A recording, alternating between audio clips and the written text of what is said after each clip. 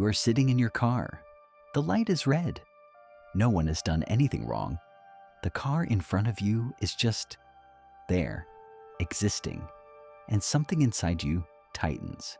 Your jaw, your hands, a heat that starts in your chest and has nowhere to go. You don't know why you feel this way. You don't have a reason, but the feeling is real.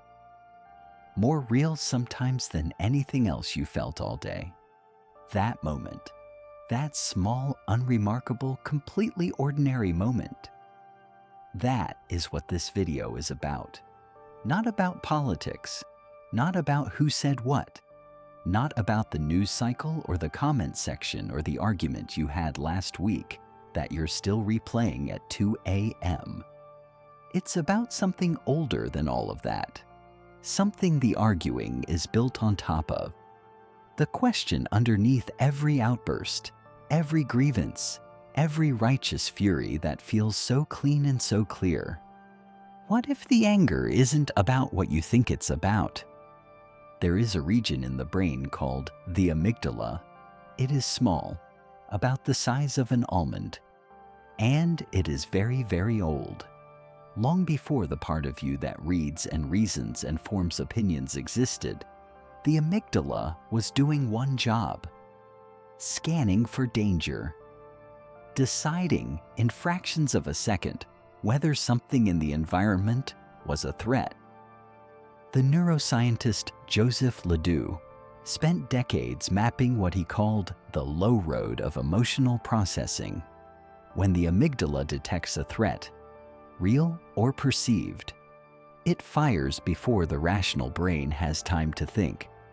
The body floods with cortisol and adrenaline. Muscles tense, vision narrows. The whole system orients toward one thing: the threat. Fear is the original response. Fear is what the system is built for. But here is what Ledoux's work reveals that most people never learn. The pathway from fear to anger is shorter than the pathway from fear to calm. Anger is faster. Anger has an object, something to point at, something to push against. Fear has no object. Fear just is. And the brain, which is a machine that hates ambiguity, will convert fear into anger almost automatically when it doesn't know what else to do. This is not weakness. This is architecture. The psychologist James Gross spent his career studying how people regulate their emotions, or fail to. He identified two primary strategies. The first is reappraisal. You change how you think about the situation. You find a different frame. The second is suppression. You feel the thing, and you push it down. You put a lid on it. Suppression works. In the short term, it works very well. The feeling goes away, or appears to. What Gross found, across study after study, is that suppressed emotions don't disappear. They pressurize. They look for exits.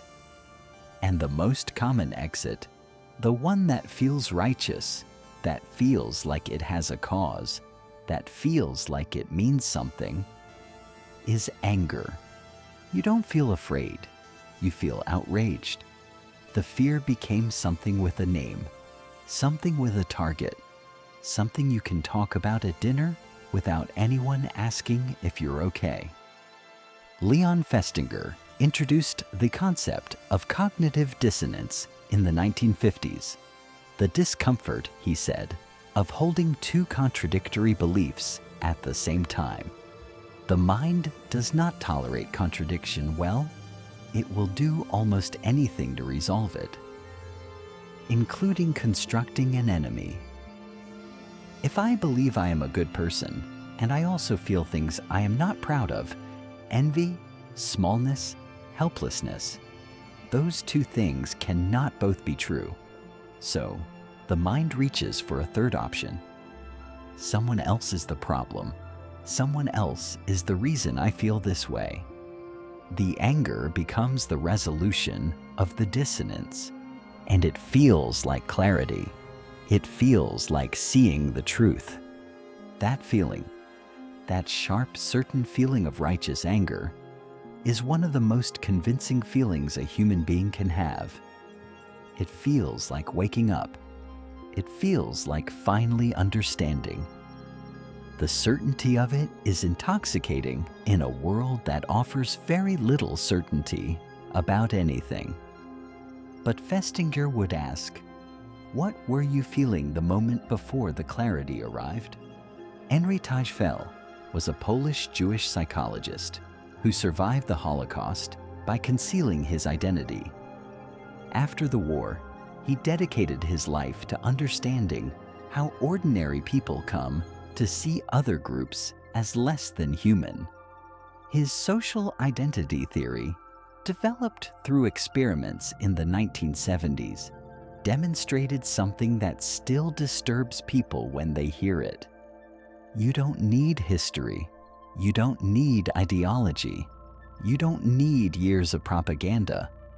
Tajfel sorted strangers into arbitrary groups based on nothing, a coin flip, a preference for one painting over another, and within minutes, people were favoring their in-group and disparaging the out-group.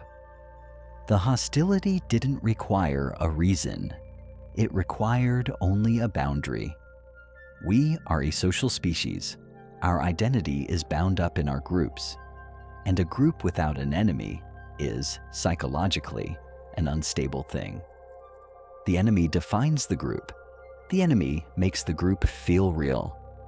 This is what Ernest Becker was circling when he wrote The Denial of Death in 1973, the year before he died. Becker's argument was vast and uncomfortable, that the entirety of human civilization, our religions, our ideologies, our nations, our belief systems, is, at its foundation, a defense against the awareness of death. We are the only animal that knows it will die. And that knowledge, Becker said, is so unbearable that we spend our entire lives constructing systems to make ourselves feel permanent, to feel that our lives mean something, that we are part of something that will outlast us.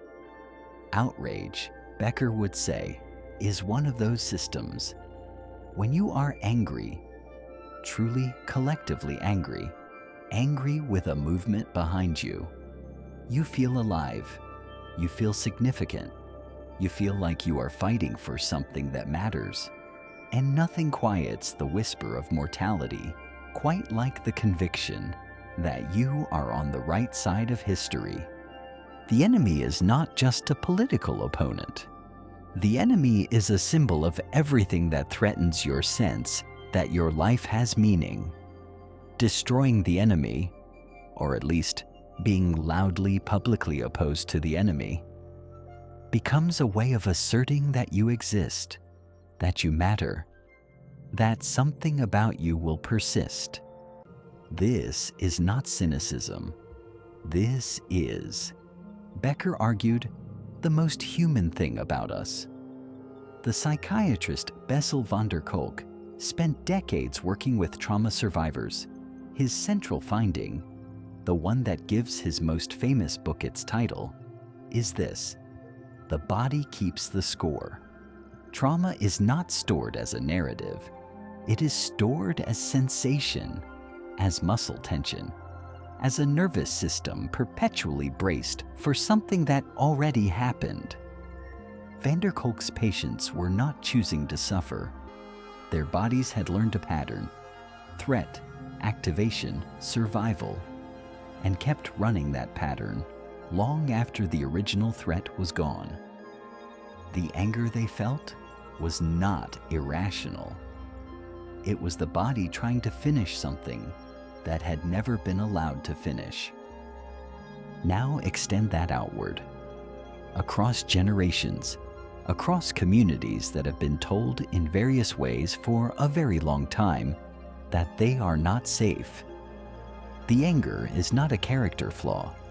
The anger is memory, stored not in the mind, where it can be examined and disputed, but in the body, where it simply is. And here is what van der Kolk found that makes this so hard to treat. The body's alarm system does not respond to arguments.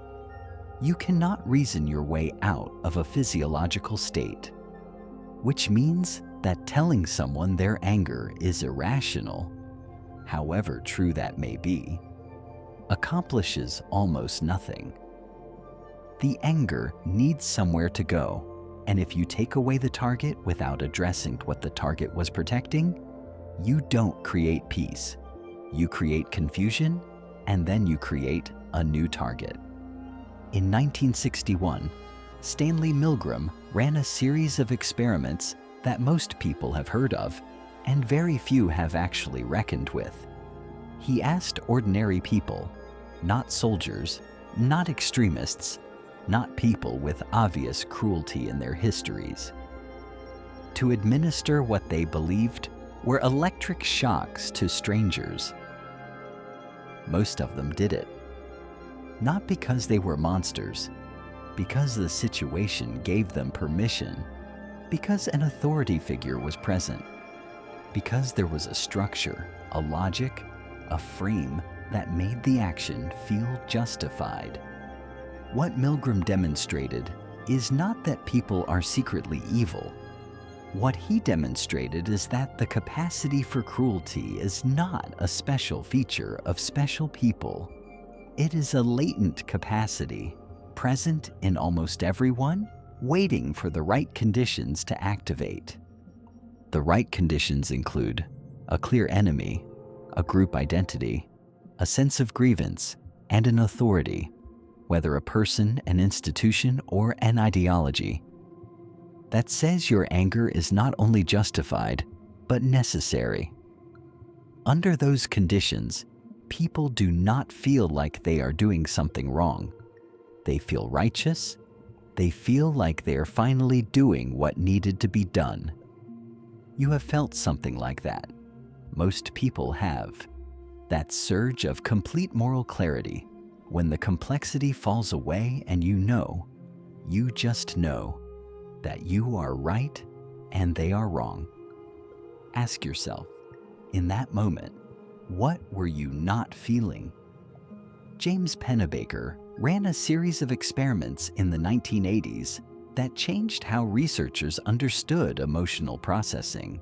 He asked people to write about their most painful experiences, not to share, not to be judged, just to write, for 15 minutes a day, for 4 days. The results were significant enough that they have been replicated dozens of times. People who wrote about their difficult emotions showed improvements in immune function, in sleep, in psychological well-being. Pennebaker's explanation was precise. Naming an emotion changes how the brain processes it. When you give a feeling language, specific, accurate language, not just "I'm angry," but what the anger is made of, the prefrontal cortex begins to regulate the amygdala. The alarm quiets, not because the feeling was invalid, but because the feeling was finally heard. What Pennebaker found is that most people in his studies did not know what they were actually feeling until they started to write. The anger, when examined, was almost always built on something else: loss, helplessness, fear, grief, things that had no clean object, no clear enemy, no satisfying resolution, and so had been converted into something that at least felt actionable. The anger was real, and it was a translation. There is something worth sitting with in all of this. Not a conclusion, not a prescription, just a question that the research keeps circling back to, from different angles, in different languages. When the noise is loudest, when the outrage is most certain, most shared, most intoxicating, what is it protecting? Not protecting you from the enemy, protecting you from a feeling, a feeling that has been there much longer than the current argument, that would still be there if the enemy disappeared tomorrow. That doesn't have a name you are comfortable saying out loud in a room full of people. The philosopher Rainer Maria Rilke once wrote to a young poet, not about anger, but about difficulty, that the point was not to find the answer, but to live the question, to let the question be real, and to not rush toward the nearest resolution just because the uncertainty was uncomfortable. Anger is a resolution. It is fast and it is loud and it has a shape.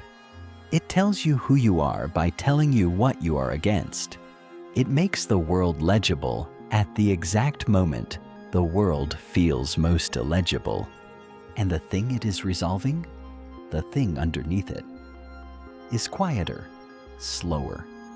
Without a clear object or a satisfying target, it is the feeling of being small in a world that is very large.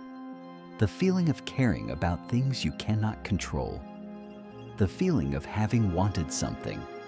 Safety, significance, connection, permanence, and not knowing how to ask for it or who to ask. That feeling is not comfortable. It is not shareable in the same way. It does not trend. But it is closer to the truth of what you are than almost anything the anger says about you. If you put the anger down, not forgive, not forget, not pretend the things that made you angry were not real, but simply set it down, the way you'd set down something heavy you'd been carrying for so long, you forgot it wasn't part of your body. What is the first thing you feel?